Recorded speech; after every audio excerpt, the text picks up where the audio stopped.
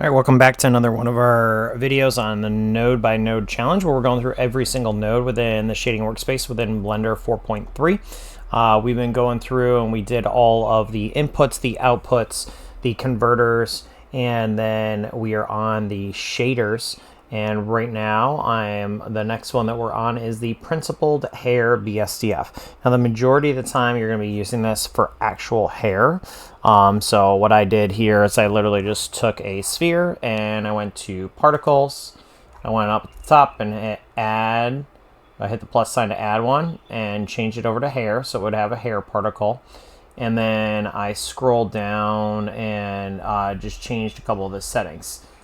So like the diameter root and everything else I changed just to give it a little more thickness to the hair. And then I just plugged in the principled hair BSDF and changed the color. It's really all I did on this part. And I have a light on here too. So you'll see that just to start off, it gives you the ability to change the roughness of the hair. So if you want it to be real shiny and reflective, you can go down on the roughness. It's got the radial roughness, which is also going to change the texture of it. If you notice, it looks a little bit more hard here, a little bit drier hair. You get the index of refraction, which is basically how much it's going to bounce back that light. So that's something that's important to know. Then you have offset. So offset's going to change the coloration of it. And you can see as everything's kind of moving along, it just is going to change the overall color of it.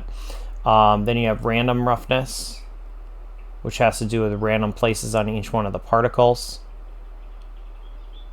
So you can see that it changes it slightly each time. Okay, so I went ahead and put it back to normal on that. And it gives you the ability to change between these three different options at the top for how you're absorbing light.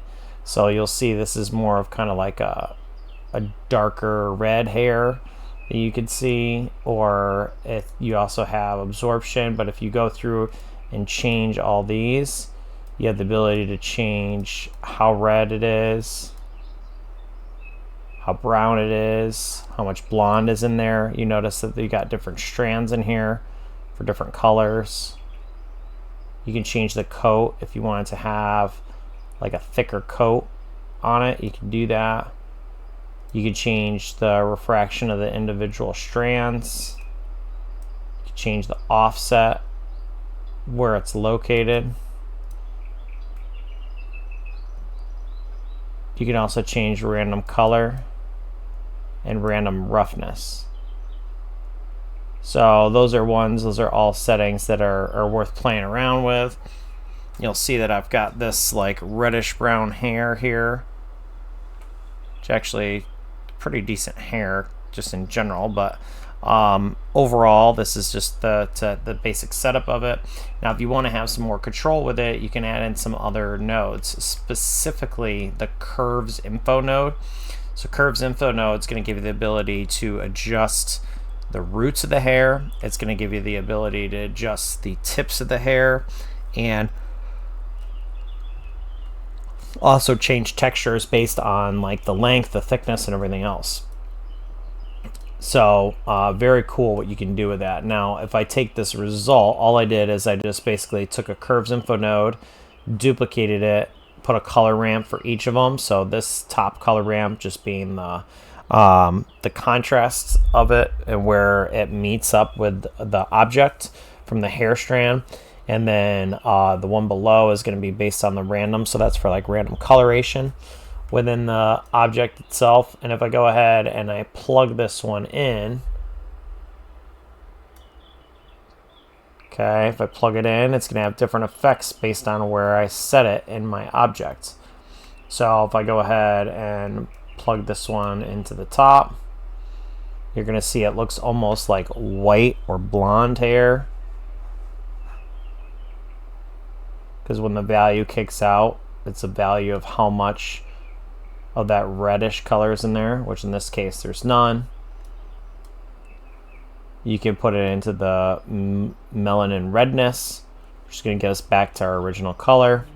You can also adjust the coat So whether or not it looks like it has a second layer over it. You can change the brightness through the index of refraction. You could also change the offset, which has a slight change to the color and the shape. You can change random color, which is going to give random coloration on the strands, and you can do the same for the roughness. So that is just another thing you can do that adds a little bit of control, and it's going to allow you to really start getting in when you want to get detailed to it. And you can change the base of the hair, the top level of the hair. You can change pretty much everything on it. So hopefully that helps. Like I said, it's a pretty basic setup for the most part. The important thing is that you use the principled hair BSDF. That way it gives a more accurate representation of the hair. And hopefully this video helped you, and you like, follow, and share it. And then make sure you stay tuned for my next videos.